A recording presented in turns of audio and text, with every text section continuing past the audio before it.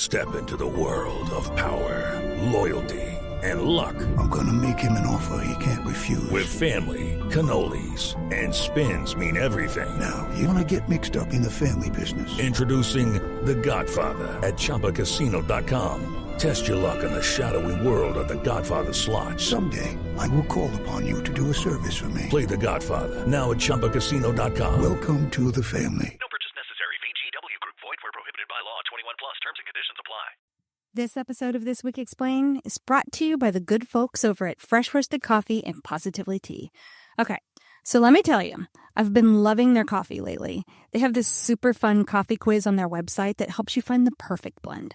I took it, and it matched me with this smooth medium roast that's just so good. And if you're more of a tea person, don't worry. They've got you covered with Positively Tea.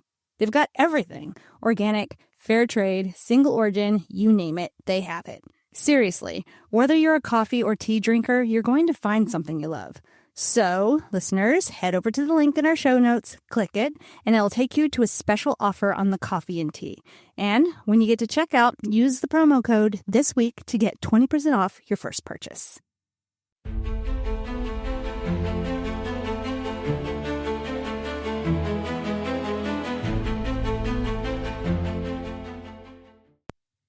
Welcome to This Week Explained, the podcast that cuts through the noise to help you make sense of our ever-changing world.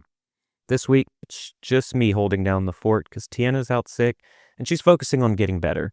Now, with everything that's going on, we did not want to delay this episode any further. So, this week, I'm going to dive into the wars in Ukraine and the Middle East. We'll have an update on Syria, the latest developments with Iran, then we'll get into the rising tensions in the Indo-Pacific. So, without further ado, let's get started.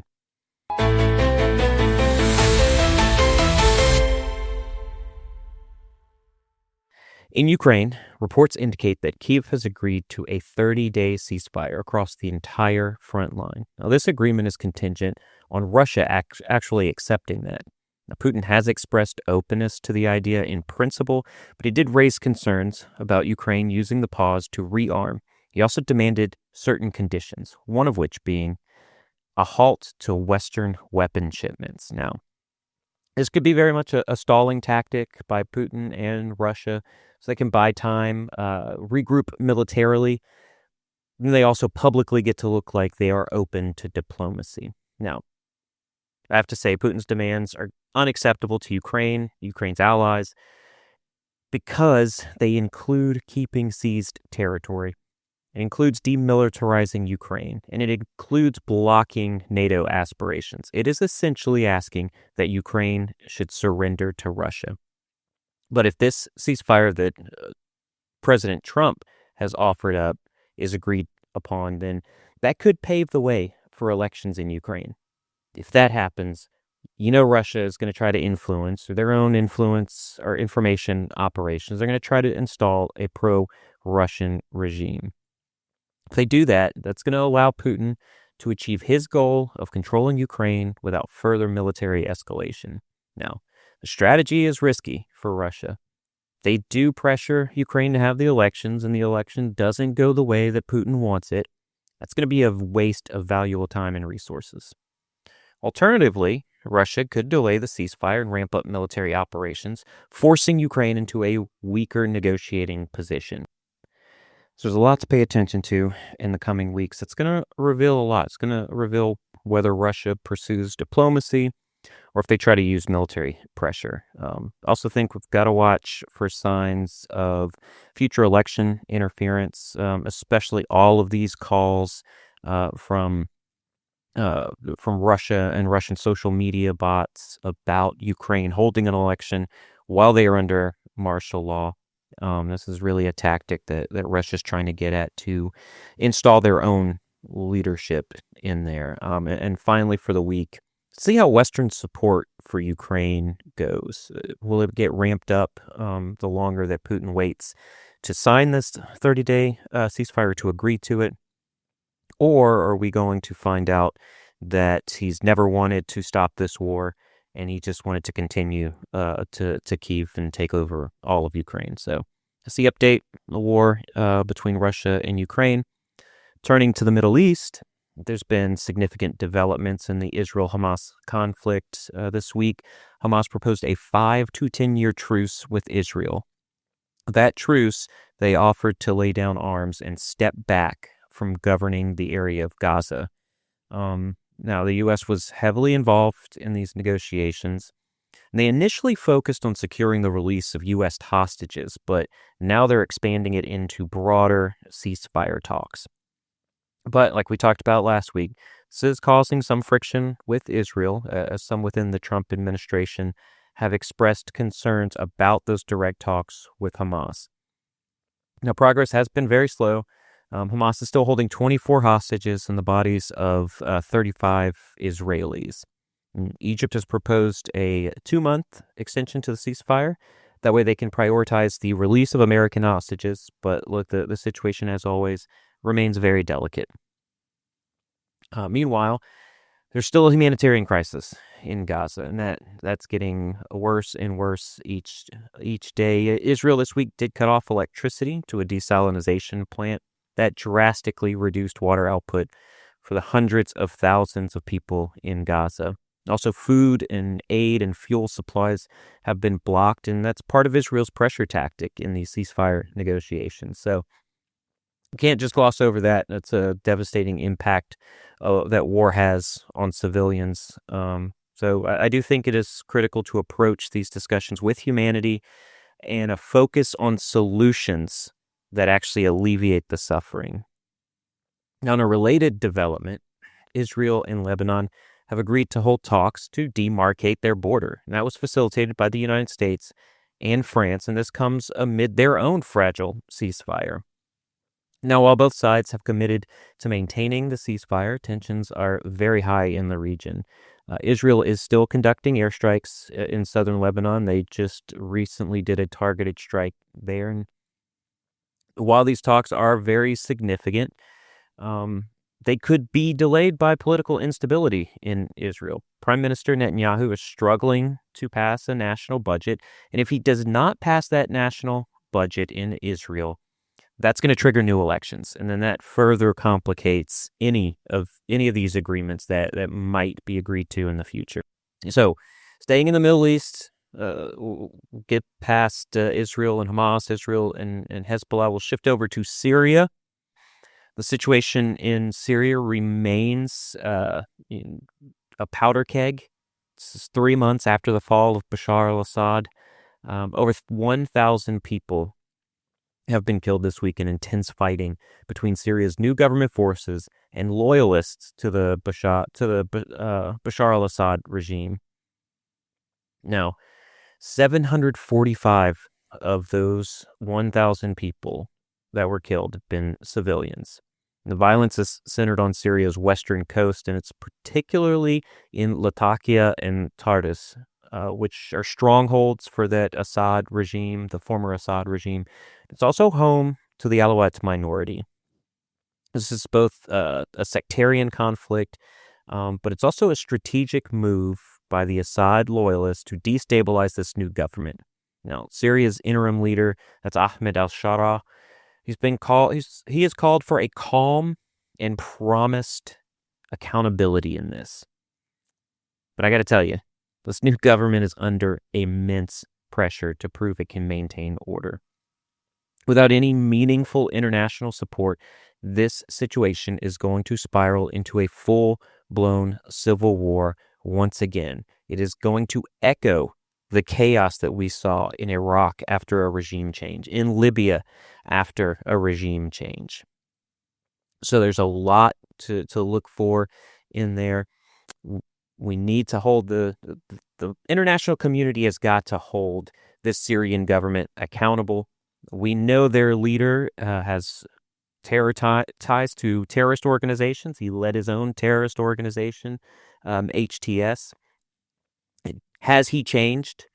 We're going to know that by his actions, not by his words. So keep the pressure on. Got to be very transparent about what's going on. And now I want to get to the topic of Iran. President Trump revealed that he sent a letter to Iran's supreme leader, Ayatollah Ali Khamenei, and proposed negotiations over Iran's nuclear program.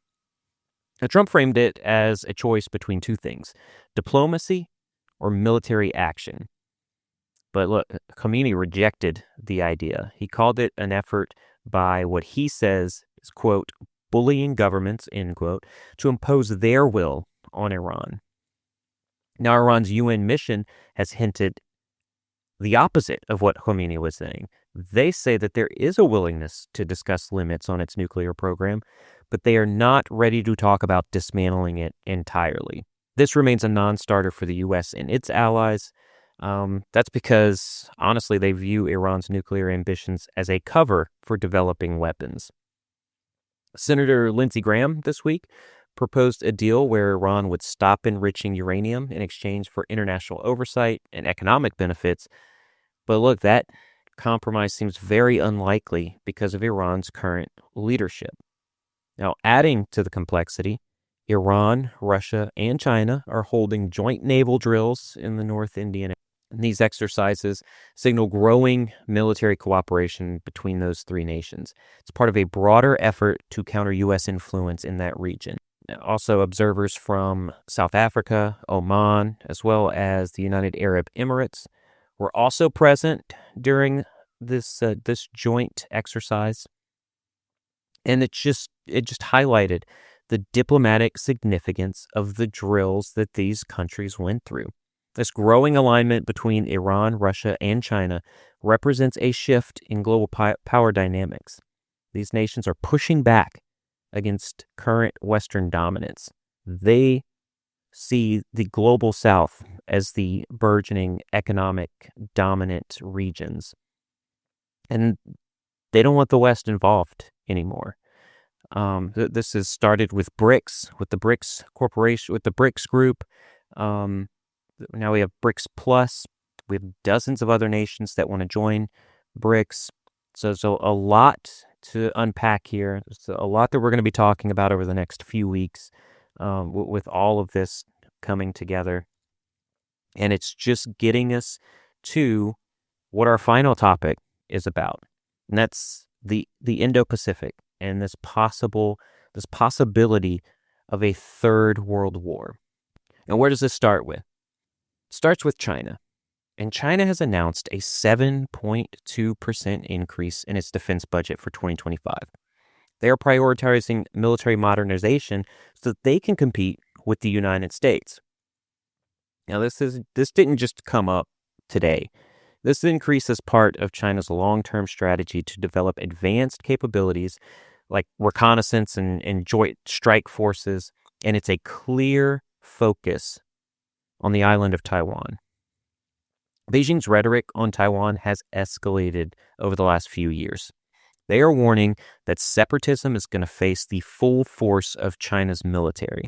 Now, Taiwan, with the support of the United States, has condemned these actions, and they are strengthening their own defenses. So we have China on one side, increasing defense spending. We have Taiwan readying their defensive posture, and all of this is going to come to a head. With all that happening, we've also got China's activities in the South China Sea. That continues to raise tensions with countries like the Philippines. Beijing is trying to assert more sweeping territorial claims despite all of the international rulings that have gone against them.